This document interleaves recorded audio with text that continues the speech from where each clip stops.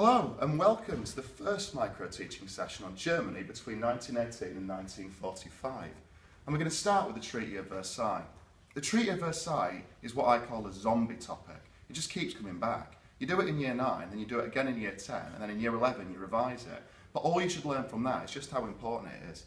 And if you can get your head around what's on this board, you're going to find you've made a really good start at this course and you're going to be able to get great grades. Let's start at the beginning. It's the end of World War I and Europe is utterly devastated. No one's ever seen a war like this, and Germany's been defeated. Now, as a result of Germany's defeat, its people are starving and diseased. Germany is completely broke, all its money having been spent on fighting this war, and there are absolutely millions of dead. Interestingly, the army actually doesn't know how bad things are because they've been soaking up propaganda from the government telling they've been winning right up to the point when they lose. And we'll come back to that later. Now, at the end of the war, they have to have peace conferences to work out what's going to happen to Europe at the end of it. Now, because Germany has lost, only Britain and France and the USA are really involved in this. And Britain and France are absolutely furious because they've had all the same effects from World War I as Germany has.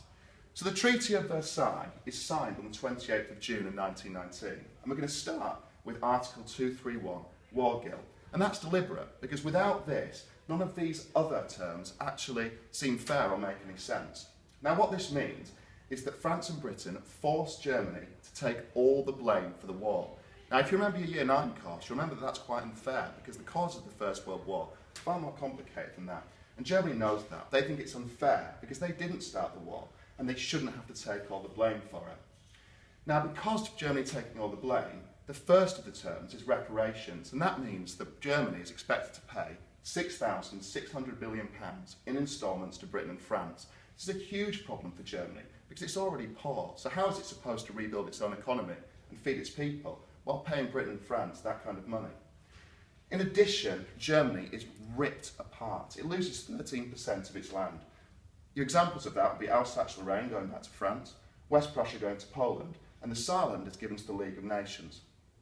In addition, all Germany's colonies are taken away from it too. That means the countries that Germany owned abroad are taken away and given to the League of Nations and effectively run by Britain and France. Now this is humiliating because Germany has gone from a giant, fantastic empire to a tiny, small and defeated country, and Germans resent that. Now, being aware that Germany is going to be angry about this, Britain and France deliberately put military restrictions on Germany to stop it fighting back and trying to reverse these terms.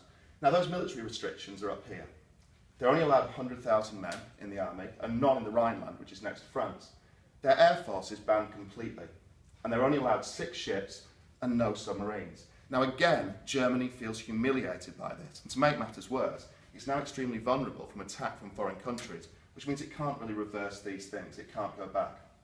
Now, because all of these things were done to Germany, done to it, this is called a diktat, and this is how Germans regard it. They feel that they've been forced to sign this, and they don't agree with it. That's about it from the Treaty of Versailles. What you need to do to ensure that you know all of this, you need to make sure that you understand the answers to all the 4 questions that I've placed here. The first of those is just to describe the terms, so you just need to say what those terms was. Don't be lazy, it's not Year 9. You need to include the actual examples and the statistics to show the examiner that you know what you're on about. In addition, you also need to be able to explain why Germany resented these treaties. And that's all the things here. So why was Germany so cross about these things? Now the third question, and you'll like this, suddenly makes another part of the course much easier. Now that's because if you get asked a question about how Hitler achieved power in Germany, or why he appealed to the Nazis, sorry, to the German people, all you need to do is reverse all of these terms. What Hitler said he was going to do when he got to power was take back Germany's colonies, take back its land. That was called a Lebensraum. He was going to stop paying reparations and he was going to rearm. So you've already got an answer to how Hitler appealed to Germans. And finally, explain why Germany signed this treaty if it was so unfair. Now, if you'll indulge me with a metaphor for this, I'll give you an example of this.